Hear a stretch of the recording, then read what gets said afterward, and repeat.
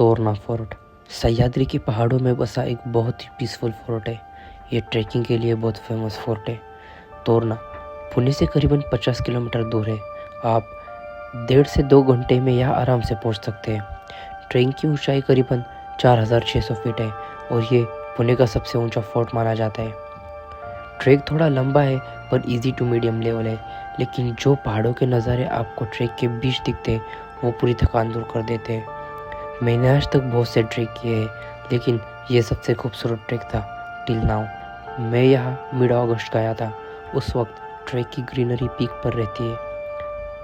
Track करते हुए आपको जो वाटरफॉल के नज़ारे दिखते हैं वो दिल को छू लेते हैं। और सबसे खूबसूरत बात, ऊपर पहुंचने के बाद जो आपको पहाड़ों के बीच से नदी बहती दिखती है वो सबसे ज़्यादा खूबसूरत लगती है। यही थी कुछ मेरी तोरना ट्रिप।